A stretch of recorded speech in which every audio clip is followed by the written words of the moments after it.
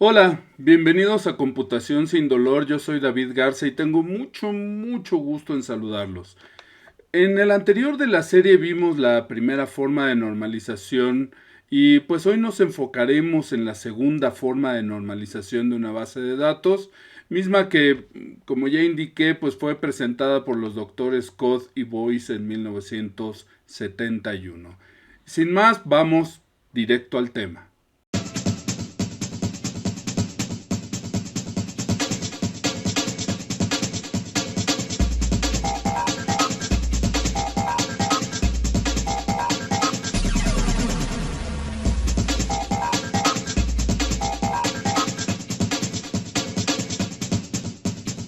Para que una base de datos cumpla con la segunda forma normal, pues debe satisfacer dos condiciones. La primera es que cumpla con la primera forma normal, que ya vimos en el anterior video, y la segunda, que no exista una dependencia parcial. Para entender qué es esto de la dependencia parcial, primero vamos a comprender qué es una dependencia. Una dependencia pues está totalmente relacionada con el concepto de clave principal o llave primaria, que también se conoce como primary key. Como es bien sabido en las bases de datos, pues una clave principal es un campo que identifica de manera única pues a cada registro de una tabla. La idea de una clave principal es que sea única, que no se repita en la tabla y que sirva como identificador exclusivo pues de un registro.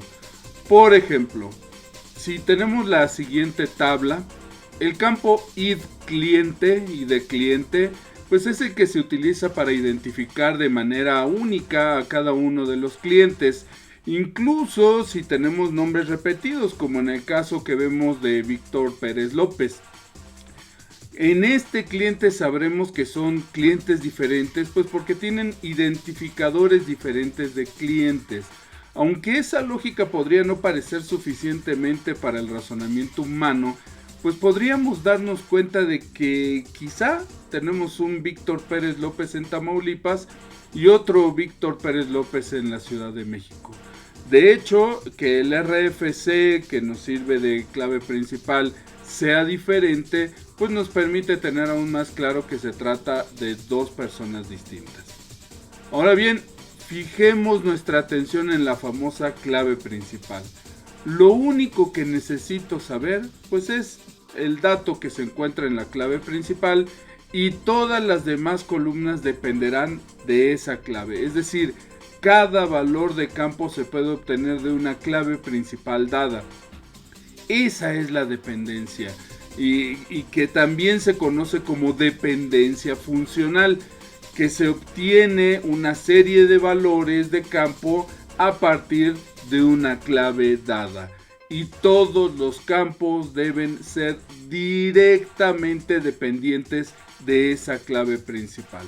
Es decir, si esa clave principal se llama id cliente, todos los datos deberían corresponder únicamente a lo que se relaciona con un cliente.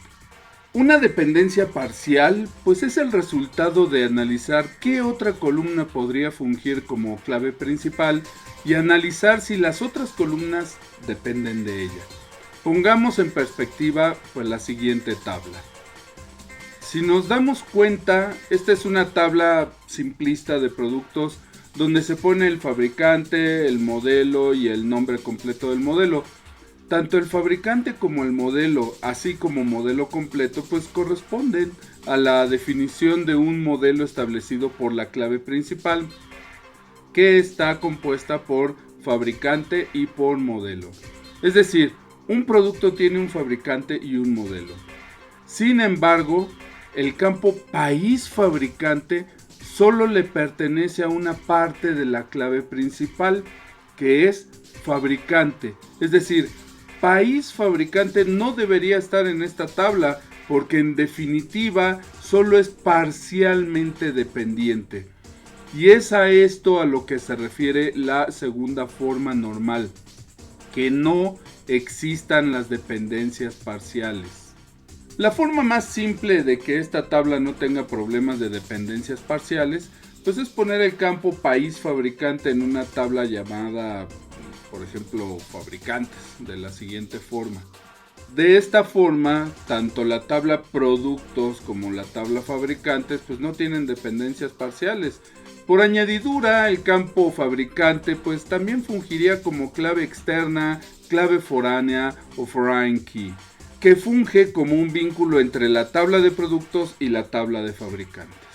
En el caso de nuestra tabla de códigos postales, existen algunos problemas importantes con el diseño de la tabla. Claramente no existe un índice único en la tabla y por ende pues no es posible determinar a ciencia cierta un campo único que funja como clave principal. Es decir, los códigos postales se repiten, los identificadores de municipios también por estar establecidos por entidad federativa y los identificadores de los asentamientos, como están establecidos por municipios, también se repiten.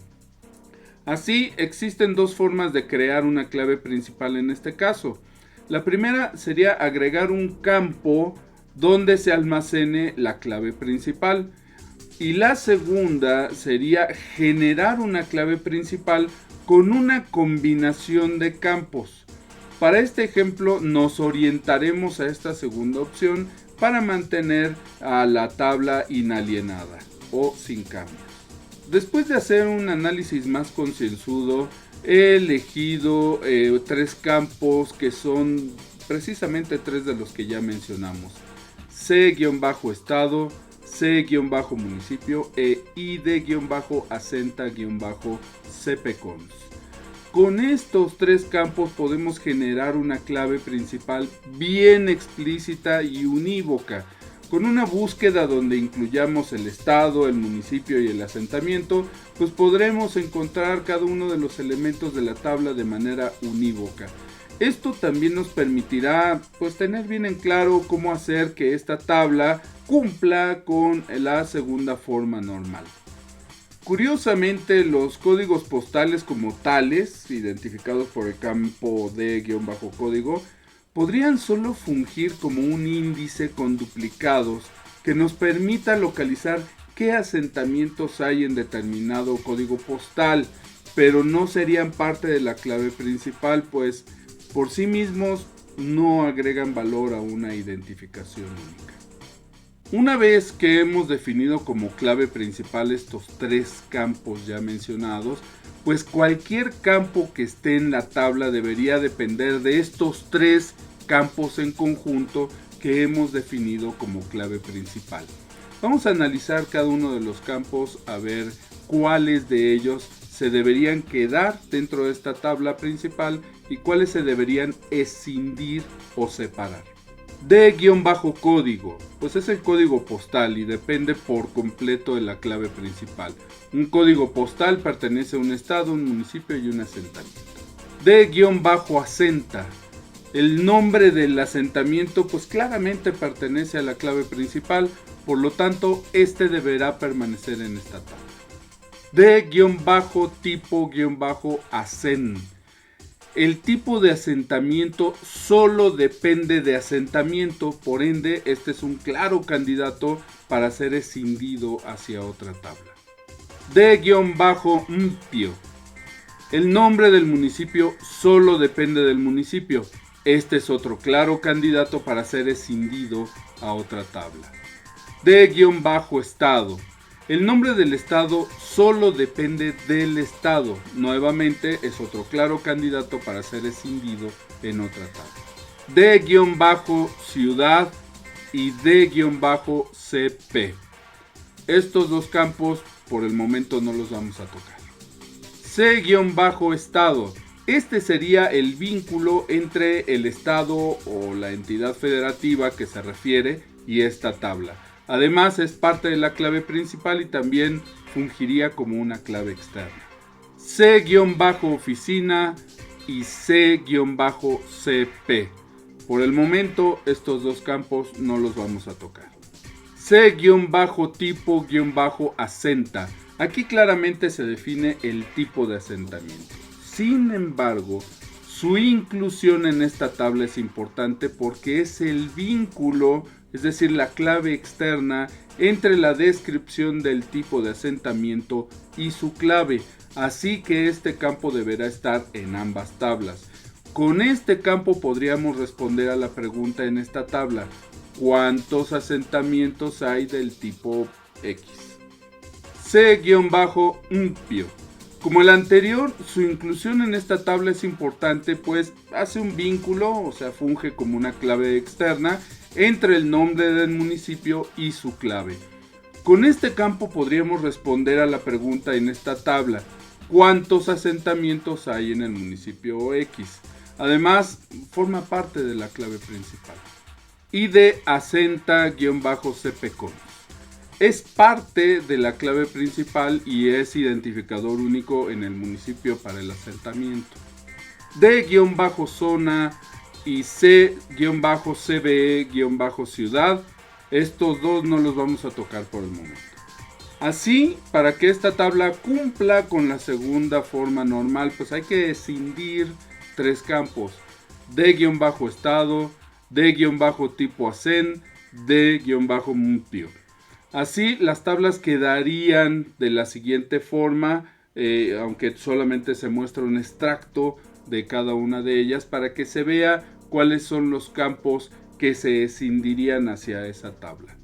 La tabla general de códigos postales quedaría de esta forma, solamente con de código, D-asenta, D-ciudad, D-cp, C-estado, C-oficina, C-cp, C-tipo-asen, C-municipio y D-asenta-cpcons, D-zona, C-cbe-ciudad.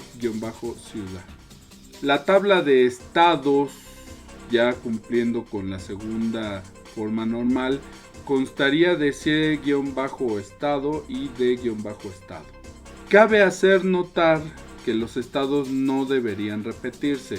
Si bien en la tabla original los nombres de los estados se repiten, hay que encontrar una instrucción que permita solamente escindir los valores que no estén repetidos.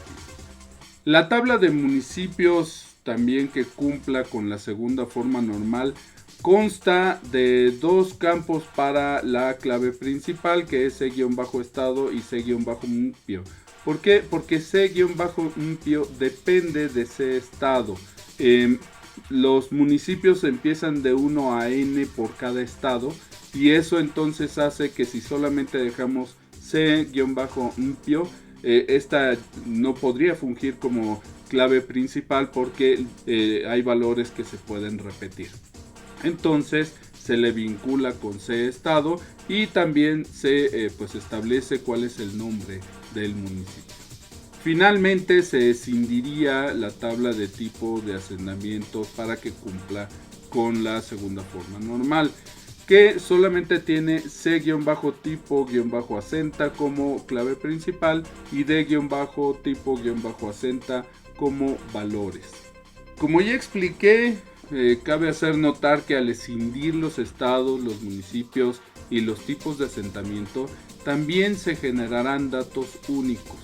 Por ejemplo, la Ciudad de México en estado solo aparece una vez, Tecate en municipios también, etc. En la tabla de municipios la clave principal se forma de C-estado y C-municipio.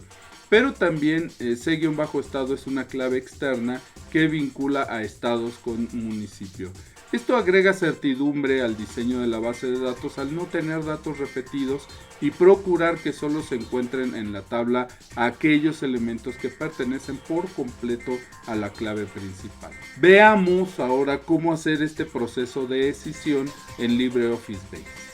En LibreOffice Base se pueden ejecutar instrucciones SQL, pero contrario a lo que muchos podrían pensar, pues no se debe llevar a cabo en esta parte de consultas para crear una escisión de las tablas de una forma rápida, porque en este tipo de ventana solamente se pueden ejecutar instrucciones select o algunas otras que tengan que ver con la manipulación de los datos, pero no de la estructura de la base de datos. Entonces, para poder nosotros llevar a cabo algo como escindir tablas, que es lo que nosotros queremos hacer, hay que entrar a herramientas y SQL. En esta ventana ya se pueden ejecutar las instrucciones que alteran la estructura de la base de datos y además pues ejecutarlas de una manera que automáticamente se creen las tablas, se agreguen los datos e incluso se haga una distinción de qué datos poner o qué datos no. Para esta primera parte vamos a generar la tabla de estados y para ello vamos a integrar el siguiente código. Como primer paso hay que crear la tabla y en este caso vamos a crear la tabla estados. Y bueno, la creación de esta tabla se lleva a cabo con esta instrucción create table y luego se agregan los campos cEstado, que va a ser la clave principal, y dEstado, que pues es la descripción.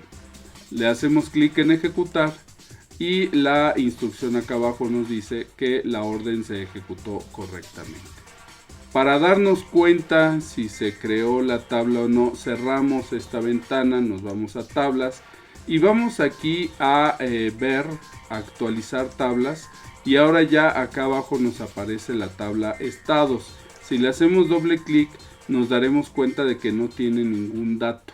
¿De dónde vamos a tomar los datos? Pues los vamos a obtener de la tabla que está aquí, general códigos postales, y las vamos a obtener de manera distinta, es decir, distinguiendo valores de manera que no se repitan.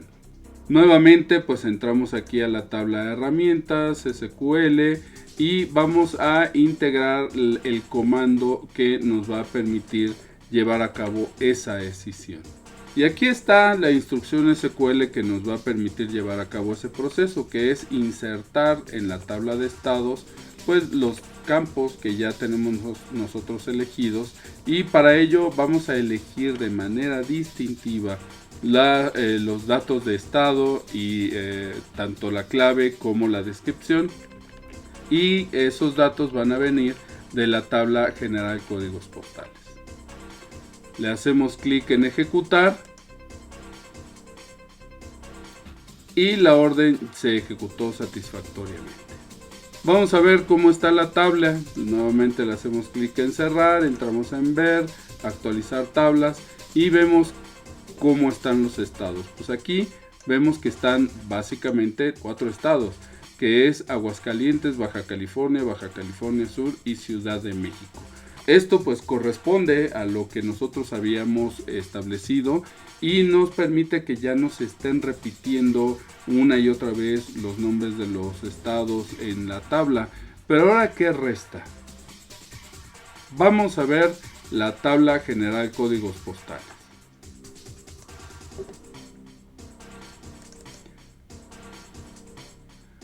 Si vemos la tabla general códigos postales, pues ya el nombre del estado ya no hace falta aquí. ¿Por qué? Pues porque ya lo tenemos en la tabla de estados. Podemos nosotros eliminar esa descripción de estados para evitar tener redundancia en esta tabla y que solamente estén los datos que tengan sentido y que no haya pues ambigüedades, ¿no? Porque en algunos casos se podría dar que alguien ponga AGS en lugar de Aguascalientes, o que ponga Aguascalientes en todo mayúsculas o todo minúsculas, que es todo un asunto para estar limpiando. Entonces, para evitar también ese tipo de errores, lo mejor es que haya una tabla que solamente contenga unívocamente esos datos y se haga la vinculación. Así pues, necesitamos alterar la tabla de manera que ya no tenga ese campo, y nuevamente nos vamos aquí a herramientas, a SQL, y entonces vamos a alterar la tabla para eliminar ese campo. Y aquí ya tenemos la instrucción SQL que nos va a permitir llevar a cabo la eliminación del campo de estado de general códigos postales. Ejecutamos la instrucción y aquí nos dice que la orden se ejecutó correctamente. Volvemos a cerrar para verificar y nuevamente vamos a ver, actualizar tablas, entramos a generar códigos postales y ya no aparece el campo estado. Algo parecido vamos a hacer con las otras tablas y para ello vamos a realizar este procedimiento de manera acelerada. Como podemos ver ya en la tabla general de códigos postales, ya no se encuentran pues los campos que era necesario escindir para cumplir con la segunda forma normal. Ya solamente se encuentran los campos que están directamente vinculados con la clave principal. Solamente vamos a verificar que nuestra clave principal esté correctamente establecida. Hacemos clic con el botón derecho en la tabla general códigos postales, hacemos clic en editar y nos damos cuenta que C estado, CEMPIO y EID asenta CPCON es lo que está establecido como clave principal. Por lo tanto, nuestra tabla principal está correctamente definida. Recordemos que para ver los cambios hay que hacer clic en ver y actualizar tablas. Esto puede tomar algún tiempo en llevarse a cabo dependiendo de la cantidad de registros que haya en la base de datos, y al hacerle doble clic en cada una de las tablas nos encontraremos con los valores ya correctamente establecidos. Aquí pues vemos en la tabla estados, aquí la tabla municipios, y pues nos estamos dando cuenta de que todos los valores están allí de manera única, y nos vamos a tipos de asentamientos y también aquí tenemos valores únicos. Al ejecutar el SQL ejecuté 3 operaciones de una sola vez, que fue crear tabla, insertar los elementos, los datos, y también alterar la tabla. Esto es porque estoy separando cada una de las instrucciones con un punto y coma, que es lo que indica el final de cada instrucción. Por alguna razón esto no funciona en la versión de LibreOffice para Windows, pero sí para Linux. Una vez hecho todos estos movimientos, nos aseguramos de grabar nuestra base de datos y ya entonces tenemos una base de datos que hasta ahora cumple con la primera forma normal y con la segunda forma normal. Bueno, pues ya hemos logrado que esta base de datos cumpla con la primera y la segunda formas normales, pero todavía quedan algunos campos que no cuadran mucho en la tabla principal. Con la tercera forma normal veremos qué procede. Nos vemos en el siguiente.